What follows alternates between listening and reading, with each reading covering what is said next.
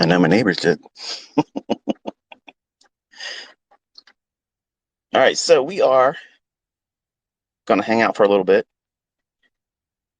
just to jawbone a little bit here. Give me 1 second here. My car likes to yell at me for not putting my seatbelt on. Yes, I break the law in that regard.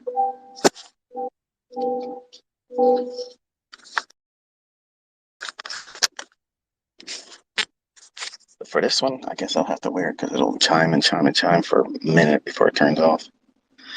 All right, so this week we had some non-farm payroll action. And in case you're wondering, if you don't want to be sitting through this, that it should be recorded.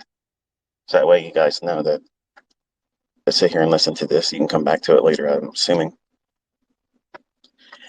So one of the things that come up a lot is, why do I stay away from trading on Thursday and Friday, or even the afternoon session on Wednesdays on the first week of each month?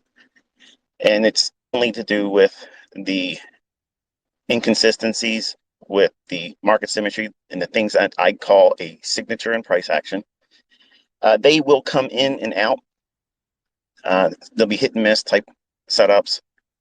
I've learned over the years that it's just better for me not to take these trading days with live money, because the probabilities are much lower than they are when they're not on those particular days. Not the same as like a FOMC. Like a FOMC day, I can sometimes do go in after the FOMC announcement because it's created volatility. But ahead of the FOMC, I won't be in front of that, because it's basically a gamble. You don't know what they're going to do.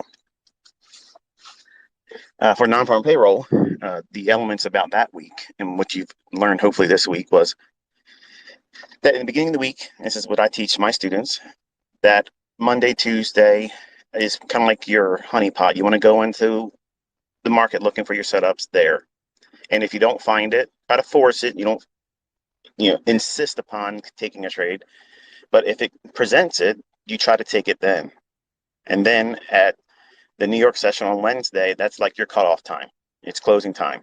If you want to go in after that, just know that you're gambling. You're not doing what I've taught you and high-fiving me and putting up your trades and tweeting to me saying, thanks ICT, me for that, because I told you not to do it. Okay, so if you made money, that's on you. And if you lost money, guess what? That's on you too. But I see a lot of folks that will post, hey, what do you think about this? What do you think about that? And apparently they're not listening, because here's what I think. On Thursday and Friday, you shouldn't have been trading. That's what I think. And what do you do on those days? Well, basically, you're students, okay? You're learning. And even if you've been trading for a while, if you're listening to me, you are a student, okay? You're learning what it is that I do, whether you're going to use it or not. You're a student. So you don't want to be doing the things that I'm telling you not to do, because if you do that, you're wasting your time under my tutelage. You're not going to benefit from it.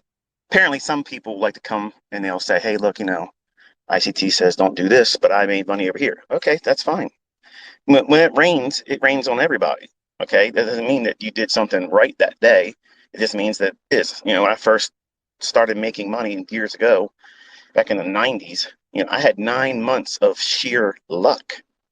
Luck, folks. And it's not painful for me to say now. It was painful at the time to admit to myself that I wasn't as good as I thought it was. Like, I thought that books that I purchased and VCR tapes and CDs and everything else, well, not CDs, but DVDs were coming up then. And I thought that logic was building me into a juggernaut. And, well, the only thing that was a juggernaut is how fast I blew the accounts. Because once the market started going into a trader's environment where everything stopped going parabolically one direction up, I discovered that I didn't know how to trade. And that was very painful to watch me blow not one, not two, not three, not four, but 5 accounts. 5 accounts in 1 year in the 90s, trying to force what I thought the books were working for me initially with. And it's a terrible experience. But when I tell you these things, what to avoid, what not to be doing, And then I see folks going out and doing the very thing I tell you not to do. And the worst thing that can happen is for you to find short-term success doing the things I tell you not to do. That's exactly the equivalent of what I was doing for 9 months in 1993. And it was not skill, that was luck. And you were lucky if you made money on Thursday. You were lucky on Friday if you made money. Now that the dust has settled, it's Saturday. If you look at the 5-minute price action on the E-mini S&P, now, I don't have a chart in front of me, but I know what it looked like. It was very boring, very sloppy. Yes, there was a setup. Yes, there was a few little tiny little scalps. But if you were in there looking for a particular run, that would be framed with a larger degree of probability, not something just on a 1-minute basis. And when I'm looking at trades, I'm going to be all over the place, so that way you know. It's probably going to be difficult for some of you guys that are sticklers about, why don't you just stay on one topic? I'm not going to be able to stay on a topic because I'm literally speaking as my mind goes. So this is what it's like to be in my head. I may not completely close a topic, and if I don't act on something, obviously just tweet it to me in response to this post or this recording, and then I'll address it if it's something that's noteworthy. If it's something that's already been mentioned in other videos or things, then I'll pretty much just, I'll like your comment saying I read it, but doesn't mean that I'm going to answer it because I've already answered it somewhere else. But when I see folks posting that, hey, thanks ICT, I made this much money on Thursday or Friday of non-farm payroll week. I'm not going to high five that. Not because I'm ignoring you, not because I'm trying to be ignorant, but I'm trying to show you that you're doing the opposite of what I'm telling you to do. And some of you just simply want to have those war scars. Like you want to be able to go through what I went through, or anybody else that blows accounts. And, I got the war scars to prove I earned my stripes.